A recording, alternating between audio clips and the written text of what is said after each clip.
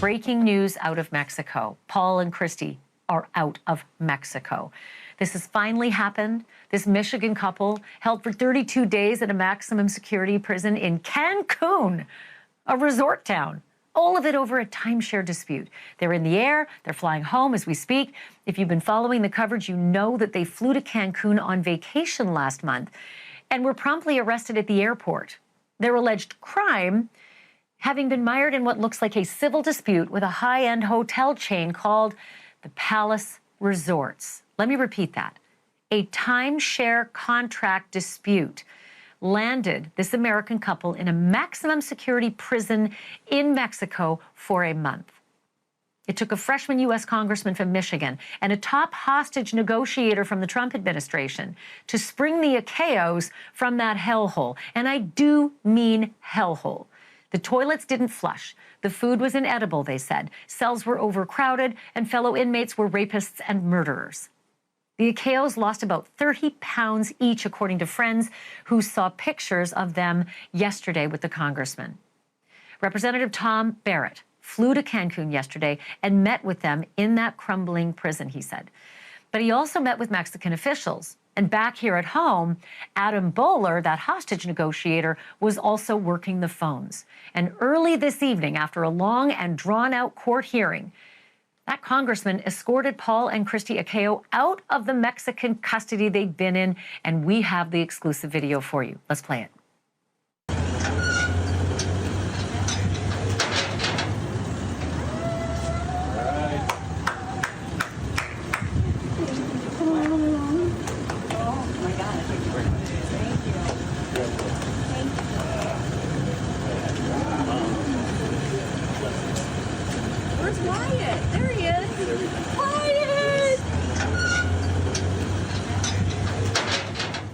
Yeah, I don't know who Ryan is, but I want to play this again.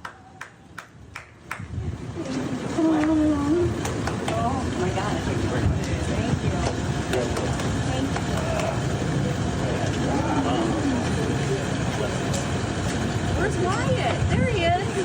Wyatt! So they also, when they sent us these pictures, they sent us some other ones, too, from inside the court process that sprung them earlier this evening. So let's take those still shots, because I want to describe something here. You can see Paul and Christy Acheo sitting at the table. They're wearing the white prison T-shirts, and they are signing some papers. So Paul is standing next to the wall in the white T-shirt. Christy is sitting in front of him, okay? And then behind them, on his phone in the green T-shirt, that is the congressman. That's Representative Tom Barrett. And it was not but a hot minute once those papers were signed that the Achaos and the congressman were racing off to the airport in Cancun, where, like you saw at the top of the show, that jet was waiting on the tarmac. And I want to play that video up full for you as well. Take a look.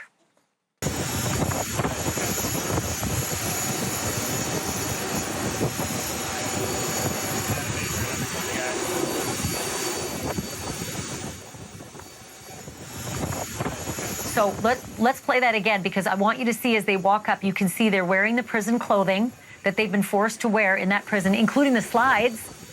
Don't know if they even got their luggage, because when they were arrested, they had, pull suitcases, right, in the airport. But I don't know if they even got their things or they just ran, because that's what many people would do. You get out of a penitentiary, you are making for the airport, leave whatever it is behind. But they're wearing their jail clothes and the jail slides, getting on that jet. It's unbelievable. Next stop, Michigan. And since they just took off about an hour and a half ago, I'm doing the math on what the flight is. They could be landing on terra firma around 11:30, maybe midnight Eastern time tonight. So we're going to watch for that as well. And I want to welcome back to this program Mallory Wilson. She is a close friend of the Acheo family. She got that text I read at the top of the show. She's very, very close with their daughter, Lindsay. They're lifelong best friends. This is breaking news, Mallory. I didn't even know that this was your text chain. I had to get that confirmed live on the air. I can't even imagine what you're going through. Tell me.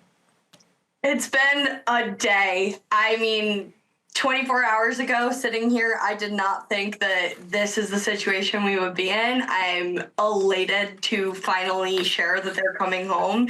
And I think I had a little stroke. Like when I saw Christy's name come up on my phone, I was not anticipating hearing from her. Like, what? You just got out of prison and you're texting me? That's crazy. But it was so comforting to know, like, from her own mouth, they are getting on a plane and they're coming home. Mallory, had you seen these pictures before I aired them, of them coming out of the prison doors? No, the only video I saw was the one of them getting on the plane, and I can't believe it. You were on the show with me last night, and all you could look at was a photograph of them sitting at a table with the congressman, and that was a huge breakthrough in this impasse, that they were able to actually see each other for the first time in a month, and then be able to sit across the table from the congressman. And I think what you said to me last night was that you thought they had lost about 30 pounds, that they looked very, very thin after a month in custody. Now you can see that other video of them walking through the doors, being let out of the prison. What's your take on how they look? They definitely have lost weight. I mean, I feel like their muscle mass is smaller, like they just look like kind of shells of themselves. I think more so yesterday in that picture, they were clearly in a high stress situation, and they're obviously a lot happier now in this video, so that's nice to see. Do you have any idea who Ryan is, who they were yelling? Ryan, they were so happy to see Ryan, and the video cut off right as she was about to hug Ryan. I don't. I'm wondering if it's someone from Representative Barrett's team who was helping and working so tirelessly to get them home. I have to say he's the only local congressperson or local lawmaker in Michigan who from day one responded, called the family, and he actually did what he said he was going to do. So I'm impressed. I am so impressed. So I'm wondering if they've had a chance to call their daughter, Lindsay, or their son. I mean, did they, before they, listen, I know they want to be airborne as fast as possible, and I get it. I would want to be airborne as fast as possible, too. But were there any phone calls home? Did they tell the family anything? Absolutely, there were phone calls. They were letting them know they're going to be on the plane. Meet us at the airport. We can't wait to see you.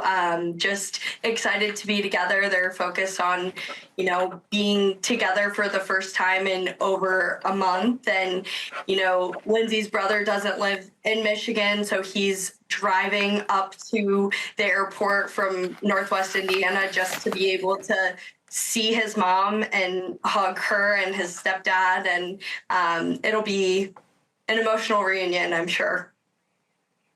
Yeah, I can imagine. Did you get an ETA? I was just doing the math on a flight from Cancun to, and I think they're going to Lansing. Is that right? Lansing, Michigan? That's where they're landing? Yeah, they're going to Lansing. I think between midnight and 1 a.m. they're supposed to arrive. It's a long flight. It's longer than you think.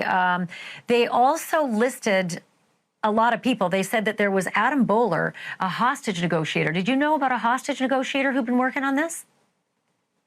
I did. Yeah, I knew yesterday at some point that Trump and Bowler had reached out to the lawyers working on this case, and they were helping Representative Barrett in his negotiations the last 24 hours plus, I guess, since he got there yesterday morning. So they've been instrumental in getting them home, and we thank them as well. Mallory, do you know what did it? Like, there was a lot of conversation that the Palace Resorts had said, give us our $100,000 or so, and you could be free to go any moment, which I just cannot imagine. In this country, there would never be a situation whereby a business could demand money in order for the government to free someone from a government prison. But do you know if this was a shakedown? Did they have to pay money in order to get out of prison? I don't know the details. I know the negotiations were lengthy. Most of the day. And then, of course, they had to go to court where the charges were formally dropped. So, it's been a long day for them on top of a long month. So I don't know the details. I'm sure they will be made public in the coming days, but I don't know. We're just excited that they're coming home. What else did you find out about this process that I'm not asking and that the rest of us don't know? It was a lengthy process, and it was really just what can we do to get them home? And so I know that they, sorry, it's very overwhelming. And so it's been a lot of conversations and back and forth, and there was, more negotiating than probably should have been done. But thanks to Representative Barrett, he got it done. Yeah, I'll say, what a hero. He just flew down yesterday, and look at these pictures. I know. That guy's got he's got a campaign video for himself, right? Holy Dinah. No kidding. Mallory, thank you very much. I really appreciate you helping us sort of sort through a breaking story, as it's happening. And, just text us if you hear something. Let us know as we're on the air, another 45 minutes. We'd love to be able to bring our viewers any updates if you hear them from Lindsay or her brother. Thanks so much, Mallory. Appreciate it. Thank you. And best to you and the family as they have this homecoming. I want to welcome back Dick Atkins. He's an attorney who specializes in helping Americans with legal troubles overseas. Wow. Dick Atkins, what a development. I mean, we just talked a few nights ago, and we did not expect that this was going to be the outcome so quickly. Just give me your reaction to these videos you're seeing. I'm overwhelmed. I'm thrilled for the family. It's sort of unprecedented, but things like this have happened before. And we don't know for sure what actually happened. My guess is that as a result of the negotiations, they may have signed over their property, their timeshare, which was worth probably over $100,000, and that Palace Hotel got it back, and they were anxious to get this over with too, because it was bad news for them. That's what I think happened, but we don't know. Well, I can imagine that the property wasn't even the issue. I think Palace wanted them to pay tens of thousands of dollars in order to get their freedom. I mean, it was that simple. And I'm paraphrasing here, but we may drop the charges if you pay and promise to apologize publicly and do all these things. So who knows what these negotiations were. I do want to ask you about the video we're seeing. They are in their prison clothes, Dick. They left that courthouse. They got into a speeding car with the congressman, and they raced for the Cancun airport. And we know this because we were in text communication with them and the congressman's office throughout that process, and there were calls being dropped, which is why we couldn't get them on the phone as they were speeding through Cancun to that airport. Does this surprise you to see that they were in such a hurry to get to that jet that they didn't even change clothes? They went in prison clothes? I think they were slower than what most people would have done. They were so anxious to get out, and that might have been their only available clothes. Those were their own clothes. That wasn't prison-issued clothes, and they couldn't think more about spending any additional time there. They wanted to get out as quickly as possible. That's what happens. People want to get out. If they were wearing underwear, they would have jumped out and ran as quickly as they could. They don't want this to have any chance of being turned back or being reneged on. Can I ask you this? The moment they had to go through customs, Dick, they had to still, after this moment of them coming out of the prison doors, they still had to go through immigration, customs and immigration, and leave the country. And I know that you have had clients who've been in this boat where you are free, but you are still on their soil. How frightening and tense is this time when you're clearing out of the country that's held you before you are actually in the air? It's extremely fraught with difficulty and fear because anything can happen. Somebody can change her or his mind. Somebody higher up could have said no. They could have nixed it. They could have been put back in prison. Anything could have happened. So that's why they were so anxious to get out and get through this and get on the plane. And it wasn't until they clear the airspace and were in international waters, over international waters, that they could feel safe and breathe a sigh of total relief. I mean, talk about a sigh of relief. Mallory was almost crying a few moments ago, just trying to get her wits about her. You know, she received this incredible text from Christy, and it's so thin. I mean, you could tell they were in a real rush to get going and not stop, you know, and chit-chat. I want to ask you, Dick, though, a lot of people are watching right now, and full disclosure, I vacation in Cancun. It is one of my favorite places to go. And lo and behold, one of my favorite places was the Palace Resort. You know, I used to go to a Palace Resort. I'm not sure I will go back. I'm so gobsmacked by what happened in a business dispute and why Palace Resort would have gone to this length to call the police and have them locked up for 32 days. Is there a place among your clients and the work you've done that you know is least safe for Americans to travel, or a place where Americans think they are most safe and they are not? Sure. Puerto Rico and Virgin Islands, Hawaii. Hawaii's a state, but those two, any territory of the United States is safe. You're not in a foreign country. And that's why a lot of people go there, and they're wonderful places. But people should not give up on going to Mexico. 36 million or more Americans travel there every year, and only less than 500 are officially arrested. It's less than 1/100th of 1%. It's virtually safe if you don't get involved in weird deals, and if you don't carry weapons or ammunition, and if you do, and you don't carry drugs around with you, the odds are even less, and you're going to have a great time. This is something that rarely happens, and I have a feeling that hotels after this will be more careful because there's no doubt they're going to lose business because of this. Well, I mean, I am chastened. I actually considered that I went through one of those seminars on the timeshare with this exact resort chain. And I know a lot of friends who have timeshares with this resort chain, and I'm very nervous for them. And I am just sort of at wit's end as to why they would have done this. The media attention alone is such bad publicity, not just for Palace Resorts, but also Cancun, which is such a lovely place. And it is such a popular place for Americans. Do you have advice for people watching right now, other than don't carry ammunition and don't carry drugs?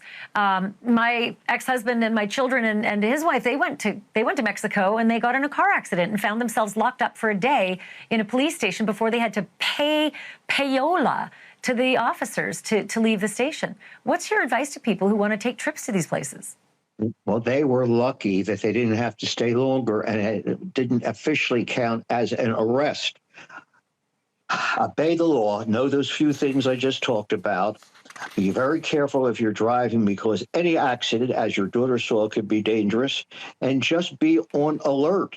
And also, the big thing is just don't be out late at night and don't become a victim of an assault or of a robbery or anything like that. And use good judgment and be vigilant, and don't drink too much, because many of the things that happen to people that are bad are because they've been drinking too much. So with all those things, and you're careful, your chances of having an incident like this minimal. Yeah, I think it's a cautionary tale about getting into business with anybody in Mexico, because if it goes sideways, it's not a civil affair, as we're recognizing here. This is so upsetting to see this, but also just so great to see them freed. Dick Atkins, I buried the lead on your intro. People should know that you worked with Billy Hayes, who, was sort of the star character behind the Midnight Express movie that scared the dickens out of all of us, having been locked up in a Turkish prison for trying to travel with drugs. He had to escape. He didn't have the U.S. State Department come and rescue him and get him out. He literally escaped, and he's one of your clients. So, Dick, great advice. It's good to see you. I appreciate the info, and thanks for jumping on in this breaking news. I appreciate it. You're very welcome. It's a happy day for all of us. A town of about 25,000 people, and then suddenly that town has a suspicious death. There is a rush to judgment and claims of a widespread police cover-up. Eyebrows would be raised, yeah? And then if that town had 2 suspicious deaths, you would imagine the headlines would be everywhere. Now brace yourself. If that town had 3 in 4 years, it is time for a full-scale independent investigation, which is exactly what just wrapped up in Canton, Massachusetts. If Canton, Massachusetts sounds familiar, it should. We have talked about it a lot on this show. It's where Karen Reed is accused of killing her police officer boyfriend with her SUV back in January of 2022. And it's where a young mother-to-be named Sandra Birchmore was found hanged in her apartment the year before, in February of 2021. Canton's 3rd suspicious death has gotten far less coverage than the other 2. A man named Craig Casey was found dead in someone's yard more than an hour after police cleared the scene of a car crash. In all 3 cases, the Canton police were suspected and or accused of some level of conspiracy or misconduct, which prompted an investigation, more like an audit, of the Canton Police Department by a Miami-based company called 5 Stones Intelligence. If you have never heard of 5 Stones Intelligence, I'm with you. I had not heard of it either. But it calls itself a Judeo-Christian principled intelligence agency and professional services firm, for what that's worth. Its staff includes former members of the DEA, the FBI, Secret Service, and local police departments who spent the past 4 months looking into the past decade of the Canton PD. And what did 5 Stones Intelligence conclude in its 206-page report? Not much. No, really, not much. At least no serious wrongdoing on the part of the Canton police. Our national correspondent, Caitlin Becker, has been all over that report with a microscope, and she joins me now outside the Canton Police Department with 2 jobs tonight. Your first job is to tell me what is going on with this report, and your second job is to get me the F off a ledge. Truly, Ash, I don't know if I can do number 2 there, because 200 pages I poured over this document looking for what went wrong, if there were any glaring missteps or problems, and I didn't see any, considering 2 of these cases that you talked about are 2 of the more high profile. Of course, Karen Reed, one of the most high profile cases we've talked about, and they involved this huge audit that was called on by the residents of Canton in this picturesque town. I mean, even the police department behind me looks this beautiful Cape Cod building, and then you have these tragedies. Now, in the case of Sandra Birchmore, the audit really didn't reveal much. It came to not a lot of recommendations. I mean, her death initially ruled a suicide. Federal investigators came in, and now another officer in a nearby town is charged in her death. However, this audit says that all the protocols were followed. Now, just to point out here, something that I think needs to be said is that the audit was done to see if proper policing was followed during the investigations. It is not reevaluating the evidence. It is not looking into any forensics. It's not coming to any conclusions. But at least in the Sandra Birchmore case, it seems as though they're saying the Canton police followed all of their, from A to Z, exactly what they should have been doing. There were a few recommendations, like photographing the scene in a different way and maybe having some oversight for the detective that ruled it a suicide. But I was shocked that there were no other recommendations or no other glaring problems really in either of these things. A lot more when we get into the John O'Keefe, Karen Reed instance. Okay, well, I'm still on the ledge. And here's why I am so on the ledge with this report, Caitlin. To remind our viewers about Sandra Birchmore, she was like not even a teen. I think she was a pre-teen when she joined the Explorers group with the police. And, you know, that's the mentoring group. You're supposed to follow the police around and maybe become a police officer one day yourself. And multiple officers passed her around like a party favor. One of them eventually got her pregnant and had a long affair with her. He's up on murder charges, right? He is up on murder charges because pregnant Sandra Birchmore turned up dead. And the officers, I believe 6 of them who responded to her apartment, all decided nothing to see here. It's a suicide, when it was very, very simple. But it took years in order for them to classify it was not a suicide and to charge the baby daddy, a cop, with the murder. I just can't see how there's nothing to see here in this report. Just give me one line on whether this report means anything, and then I'm going to get to Karen Reid. For Sandra Birchmore, it really doesn't seem like it means a whole lot, but you have to remember in this instance, this is an audit done by the city of, Cancun. The federal investigators are the ones who are hammering this case for Matthew Farwell. They're the ones in charge. The federal investigators are the ones who had said there is something to see here. They pointed out that there were baby clothes in the apartment and a sonogram in the apartment, and that all signs indicated that she was excited about this baby. However, the one thing that this audit does also bring up is the fact that Matthew Farwell was identified by Cancun police as being the last person in Sandra Birchmore's home. So it is it's kind of unfathomable that they did not come to some conclusion that some sort of misstep was made in that investigation to have gone from a suicide to a homicide, Ash. Yeah, misstep. Holy cow. We see all his steps leaving the apartment that night on camera. Holy cow. Okay, so let's talk about Karen Reid, because this is still Canton Police Department. That's where her boyfriend, John O'Keefe, died in the snowbank. It was in Canton, so the police that responded were the Canton police. And I should say that Matthew Farwell is from the Stoughton Police Department, right? And so were those other awful men who did those things to Sandra Birchmore. But Sandra lived in Canton, and that's where her body was found. So there's the connection. So in the Karen Reid case, Caitlin, the audit focuses a lot on Karen Reid. It says there were some problems, quote unquote, and some missteps, quote unquote, but no conspiracy. And I just wonder if it's a coincidence or a conspiracy that this audit drops on day 1 of her trial. And what's going to happen when they actually bring this to the public, which I think is this Saturday at 2 p.m. They're going to bring this, what I say is like potentially garbage, to a public hearing. Are they going to have to set up barricades and get police to police the police? We very well might see that on Saturday. Media will get their chance to ask those questions, but the residents of Canton, who are the ones who demanded this audit happen, they get their chance to ask their questions first.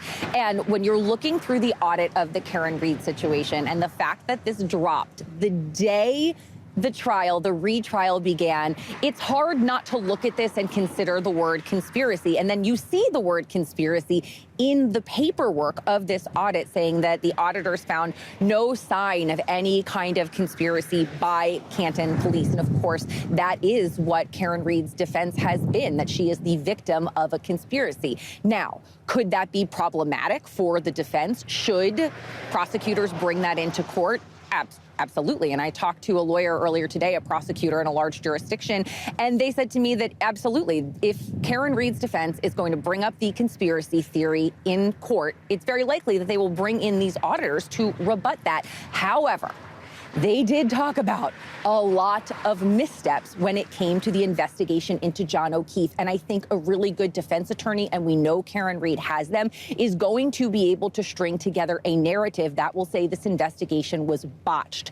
The Canton Police Department, according to this audit, was completely ill-equipped to handle, at least forensically, an investigation of this scale. There weren't evidence collection bags. They didn't photograph John O'Keefe's body there. They were collecting blood evidence in soldiers solo cups. They were throwing other things in Stop and Shop baggies. They were not handled. The chain of command, all of those things are the recommendations moving forward that the Canton Police Department needs to do. But how that impacts the Karen retrial, I think could perhaps benefit the defense. But Ash, what is so interesting with this audit, all that said, the solo cups, they used a leaf blower in order to uncover evidence.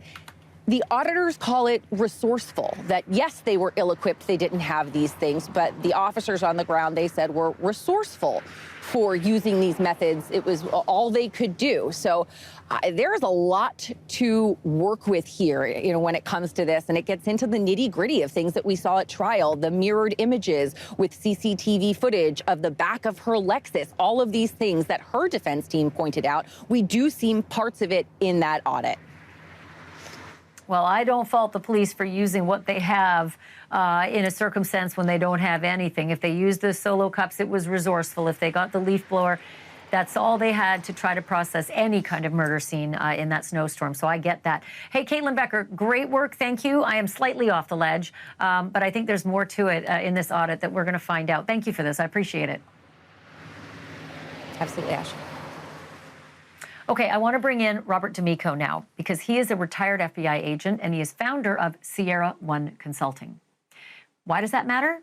Because Sandra Birchmore's supporters asked him to help as they tried to get it reclassified from a suicide to a murder. And as we all know, it has been. Rob, thanks for coming on. I couldn't wait to talk to you about this 200-plus page audit. What do you make of the fact that there's nothing to see here in 2 or 3 cases where there seems to be a lot to see here?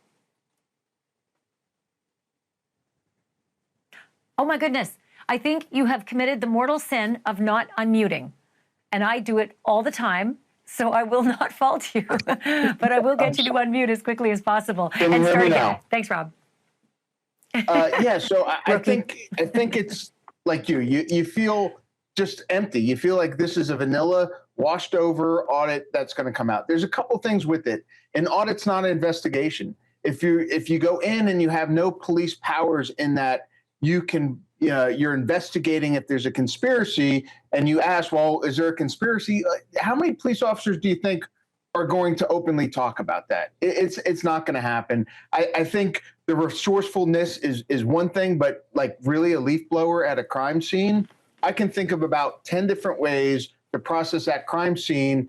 And it's one of those things that you come back with, this is all your recommendations in these cases that are so bad. And again, Karen Reed, the conspiracy thing needs to be investigated by a police department that has police powers, that when you put them under oath, that they have to tell the truth or they're lying to another police officer. So I think that's an issue.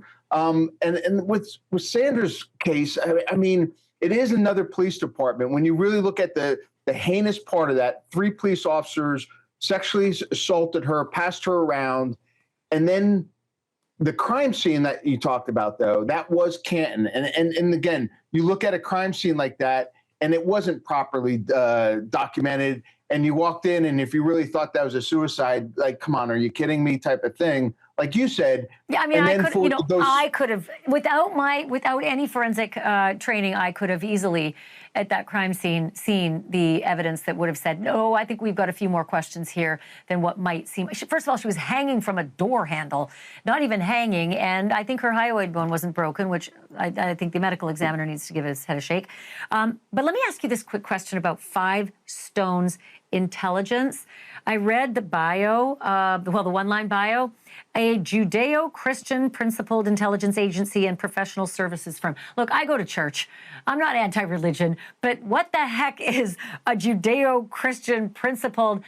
Shouldn't it just be an intelligence agency and professional services firm? Like, this already makes me suspect. It is. They were involved in some things I was in before in horse racing. I found their practices sloppy, and the way that they're like trying to do things was not on the up and up on a couple things that, like, it just questions me, like, they are hired by the city, and it almost like when you read the intro of, they're so cooperative and we appreciate their help. Well, you to put that out there. So I think their credibility goes back to when you look at the cases and this is what they come out with.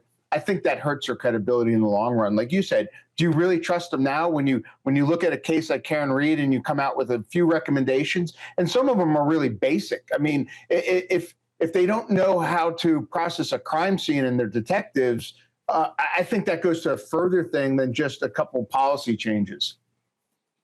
Yeah, I guess I call myself or consider myself a Judeo-Christian, but I do not call this show, Banfield, the Judeo-Christian crime show, because it doesn't play into the quality or the content, as this shouldn't either. So I just get a weird feeling about that. Rob D'Amico, always good to have you. Thanks for doing this tonight. Thank you. Healthy and happy, and that the residents appeared normal and lived in. Happy and healthy 20 years ago. That is the best they can do? That lawyer's client is out on $300,000 bail, and my next guest thinks that that is an outrage. Heather Tessman joins me now, half-sister of the 69-pound man identified only in court papers as male victim 1. Heather, thank you so much for being on tonight to talk about this. What were your first thoughts when you heard the news about the fire and the rescue and the condition of your brother? Well, I had first heard about what was going on via, like body cam footage on YouTube and all that. It was days later when our mom had gotten a hold of me and said, "Hey, we found your brother." It was this guy. And I was like, absolutely not. There's no way. There's no way.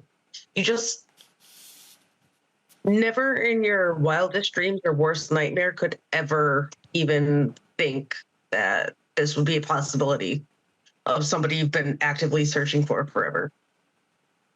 Talk to me about that, Heather. You had tried to find him and you had reached out in the past. What was the reaction of your brother's family to your efforts to see him and to meet him and to engage as a sibling? I was pretty much told to go away, and he wasn't there. So, as far as I was aware, he was out of high school, hopefully, and, living his own life away from these people. But you were blocked. That's all I know. Huh? You were blocked. They effectively said, no comment, no connection, be on your way. Yeah, exactly. And if you get that direct, what are you supposed to do? There was nothing to find. Now that you know this is what his life has been, all these years you grew up apart, have you had any luck in trying to reconnect as he tries to heal from what he's been through? I have not had any luck, but it's not up to me at this point. It's up to him, 100%. I would love a relationship, but if he doesn't want that, I have to deal with that in my own time. But I've always wanted him, really. Have the detectives in this case been helpful to you at all, informing you of anything that's been going on in the investigation going forward? No. It's an active investigation, and I understand I haven't exactly been vetted, but it's like I said, not up to me. Yeah. Tell me a little bit about the pictures that we're all seeing. I know what my reaction is, but he's not my brother living in these conditions. What was your reaction? I was horrified. I had a house fire when I was younger, so I understand what like regular house fire damage looks like. And it's a pigsty and very unhygienic. I'm horrified. I really am. It's what like a house you go to Urban Explorer in after it's been abandoned for 20 years looks like, not a lived-in house. And then there are the locks that we can see on the outside of doors. That must be harrowing to know that that could be the circumstance he was looking at for 2 decades. It's inhumane. There's no reason for it. I don't care how he was as a little kid. Nobody deserves locks on the outside of the doors. It's just subhuman. Heather, I hope that you can reconnect with your brother at some point when he's well. I hope that there's some healing, certainly for him as well. And I wish you peace in your family. This has just been such a difficult story to report. And again, I'm not living it. So thank you for talking and sharing your story tonight. You're welcome. Thank you for having me. Heather Tessman joining us tonight. 33 years ago this week, the man who made famous the nickname Teflon Don saw his decades-long crime spree come to an end. And I don't mean the Teflon Don in the Oval Office. I mean this Teflon Don, John Gotti. John Gotti was the biggest kingpin that organized crime has really ever seen in America, and he was seemingly unconvictable, hence the name, Teflon Don. He was a mob boss who loved the spotlight and probably didn't mind the other nickname he had either, Dapper Don, because he was flashy and he was loud. But all that bravado came to an end April 2nd, 1992. On that day, a very brave New York jury found John Gotti guilty of every charge the feds threw at him, including murder. And our NewsNation affiliate WPIX had a front row seat. I give you tonight's True Crime Rewind. Good evening. It's a guilty verdict that prosecutors hope breaks the back of organized crime in New York City. Gambino crime boss John Gotti and his co-defendant Frank LoCascio guilty on a host of felonies that could send them to prison for the rest of their lives. Barry Cunningham was at the Brooklyn Federal Court when the verdict came in.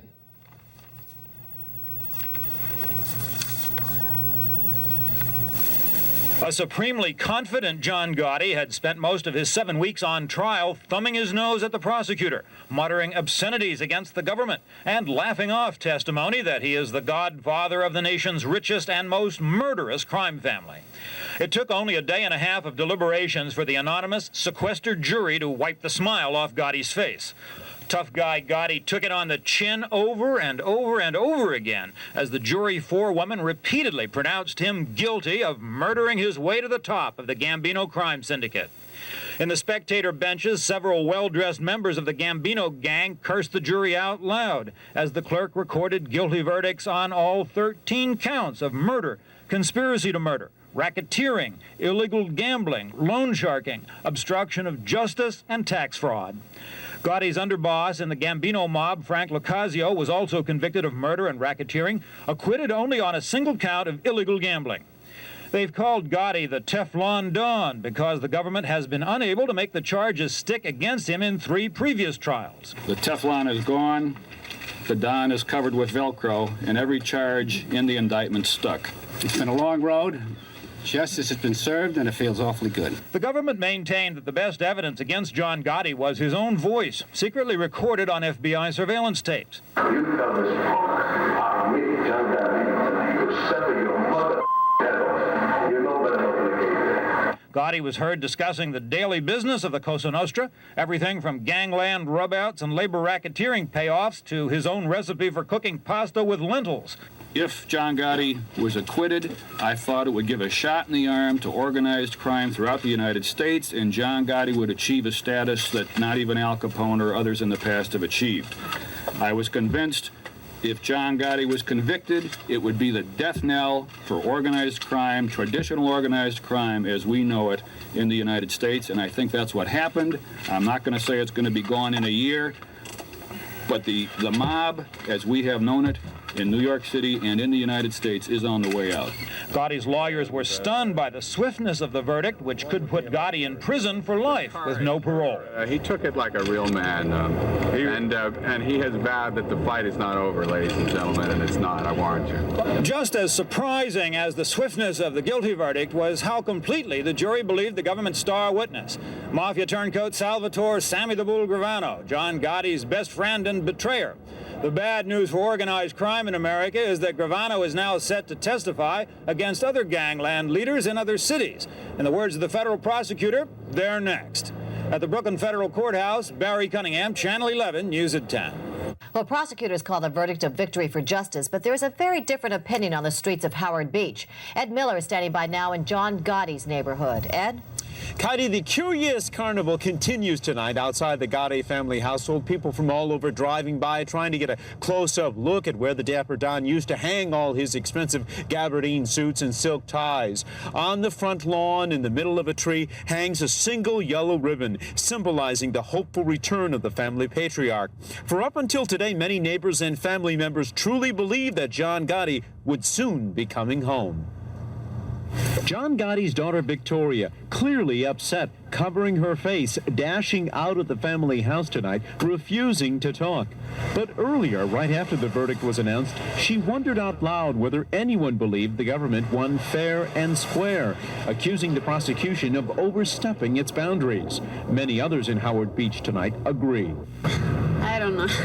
I don't like it at all. I think he should have gotten off. There'll be an appeal and he'll get off because it was very unfair. I think this government sucks. That's all set up. He wasn't guilty. No, he's just trying to make a living like everybody else. Yeah, I think they pulled a lot of dirty tricks. And I don't believe their witness. If all the jurors said he was guilty unanimously, beyond the shadow of a doubt, I guess he was. I think he got what he deserved. Really? Yeah. I agree. If all these things that they say about him are true, what the government says about him are true, then he probably does deserve to go to jail. But it's just, I just never really felt that he was really like that. This government's no good. Should be out. He's a good guy. He does a lot for the community, Put him away for naught. After initially showing some signs of wanting to speak out about what happened today, the family has now gone into hiding. It is not clear at this hour exactly where John Gotti Jr. is, or for that matter, where Mrs. Gotti is. Reporting live in Howard Beach, I'm Ed Miller. Back to you. 1992. There is no question Wendy Williams has always had her fans, but now she has super fans who may end up her heroes. They took to the streets, Free Britney style, demanding that Wendy be freed from the guardianship that she's been under for almost 3 years. This is what it looked like on the streets of New York this week. The crowds were chanting right below Wendy's window because she is still stuck in a tightly controlled assisted living facility, one that she regularly calls a luxury prison. Look at her, she's loving it. But aside from the groundswell of all the public support beneath her window, Wendy may have just landed an ace in the hole in the way of a new hired legal gun. And by gun, I mean bazooka. If you follow true crime, you know this lawyer's name, and you really know his former clients, like A-Rod, Michael Jackson, even the president, Donald Trump. We heard the rumors, but here's what happened when we asked Joe Tacopina outright if he is officially on Wendy's team. Take a look. But I am representing her. I'm a personal attorney right now. I will be entering the guardianship case one way or another, but it's a convoluted process because the judge has to approve guardianship attorneys. And the last thing they want to do is see my face in that courtroom. So, but yes, I am representing her. I am the lawyer right now.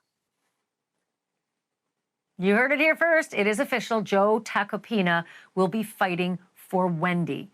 And he is one of the most powerful attorneys in the business. Let me put it this way. I'm in the business of true crime, and I would hire him if I needed him.